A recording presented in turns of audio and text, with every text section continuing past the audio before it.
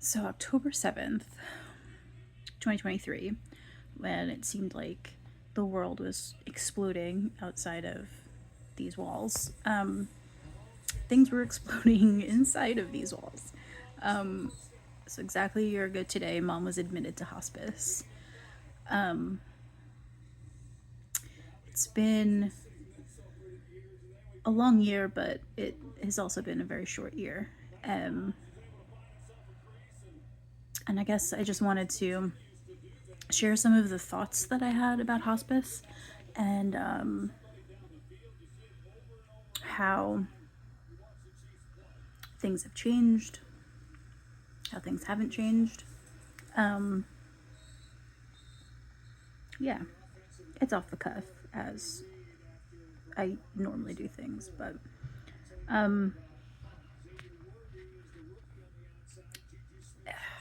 it was the day of the Queen's Alzheimer's walk last year, actually.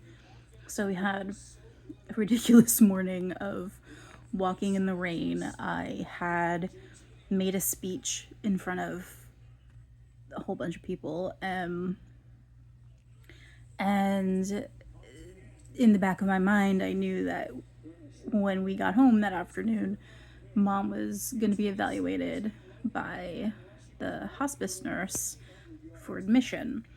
And I remember in the morning probably being a lot more nervous about giving a speech than I was about the hospice admission. But once the evaluation happened and she was admitted, there was a lot of tears. I think I managed to hold it in for most of the day. I remember crying a lot that next Monday when they delivered the hospital bed. I don't think I necessarily thought it was like real until then. I just remember being sort of incredulous, like, why am I crying over a bed? Yeah, I needed that bed. That bed was absolutely necessary. But yeah, so I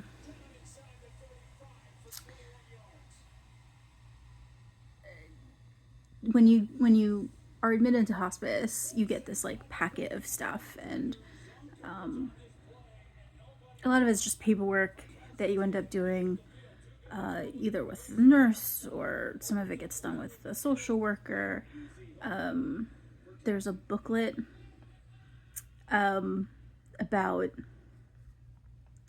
I don't know, your loved ones fading away, essentially, which is so, it was just so weird and surreal. And, you know, the key word is in order to be admitted to hospice, that you're supposed to have 6 months or less to live. And so I was in this panic that my mom was literally on her way out, ready to kick the bucket.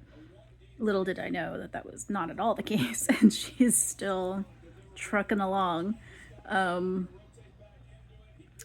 But yeah, it was the first, I'd say like 2 or 3 months was rough, or were rough because it's,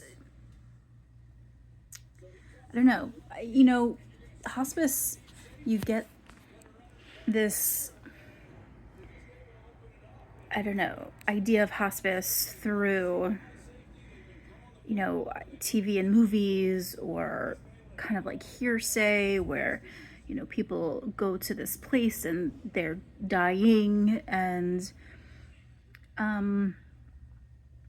that is the case for some people. Some people get admitted so late in the game that they do, die very quickly. But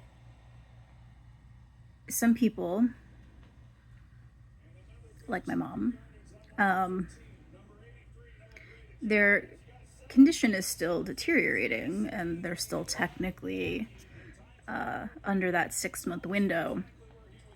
But I think for Mom, hospice has been a good thing. I find that we took her, when you're on hospice, so I suppose I should define it. Hospice is end of life care.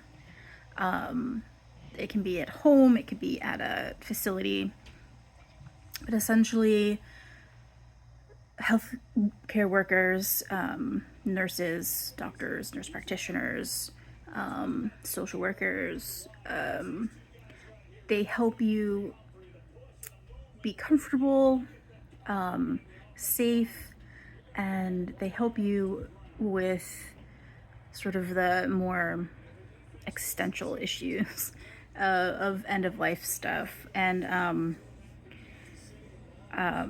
in order to do that, you have to stop all life-saving stuff, you know? So, like, I guess when you have something that's a bit more like life threatening, that's not the right word, but you know, something like you know, like an end stage organ disease or like cancer or something like that, it makes sense because you're doing something in order to keep yourself alive at that point. You know, you're doing chemo, you're doing like dialysis or something, you're on medications to keep you working. But on hospice, you come off of all those medications. So when you have Alzheimer's, those medications aren't necessarily keeping your heart ticking or, like, you know, your organs working in the right way. They are there for the most part to help some of the symptoms of the dementia. And at that point, the medicine wasn't working anyway. You know, my mom, you know, a year ago, she was still talking, I think, but not as much. She's talking a lot less now. Like, she probably only has like a few words now. But then, you know, she had a few more words, I'd say. You know, no memory, no, you know, she was incontinent at that point, and she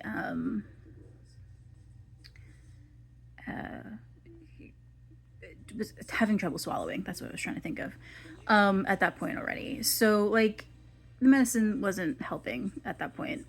And she was also on sort of the medications that she had always been on, like blood pressure meds and cholesterol meds and stuff. So all of that you come off of. The only meds at that point that she continued to take were Lexapro, which helped with her anxiety, and Keppra, because she has something called myoclonus, which is essentially like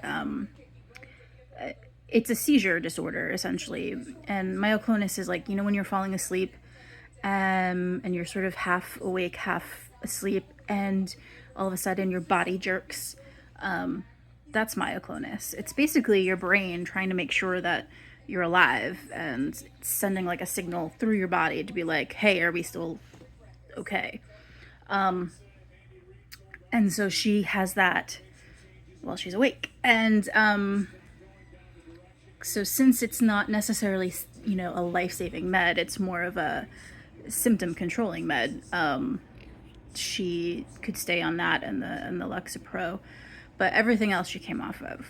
And I really think that is the reason why she's still around, is that she's not taking all of those meds. She's got some more meds now that she's taking, again, to manage symptoms for like anxiety, and she's got muscle contracture, so that helps with, I guess, the pain or whatever with that. But and then, as you know, she gets UTIs, which, you know, is like every other month she gets meds for that.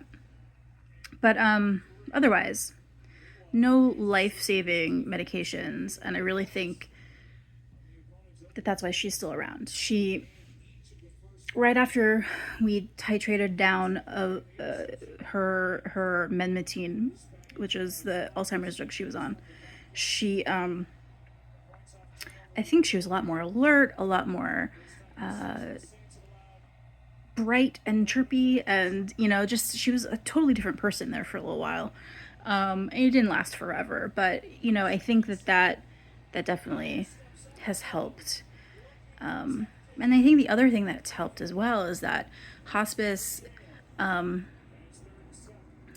have a nurse come and visit, usually once a week, and she's got like 3 or 4 sets of eyes on her at this point, between me and the aide and the nurse and then the social worker who comes in periodically. If something is off between like the 3 or 4 of us, we're like, let's take a look at this. So I love hospice. I was terrified of it at first and really worried about my mom croaking at literally any point. And that's still in my back of my head. Like, if she's asleep, I definitely go over and check to make sure there's still movement. But I was like that, even when she was perfectly healthy. So yeah. And the nice thing about hospice, it's covered by Medicare. So it kind of takes over for your Medicare coverage. So supplies are covered. We don't pay for any of the nursing. We don't pay for any of the meds. But there are some things like concessions that you have to make when you go onto hospice too. So like, you can't just go to the hospital, unless it's like an emergency where like, you've fallen and broke a bone. Then like, you'd have to call hospice first, but then they would arrange for you to go to the hospital. They'll have, I guess, their own transport. But if something is up, you just call hospice and you let them know what's going on, and they will either send a nurse or a doctor, depending on what the situation is. And for me, anyway, living in Queens, where we would literally be in the hospital or in the ER for like almost 24 hours for what ended up being a UTI 9 times out of 10. That's actually a great thing.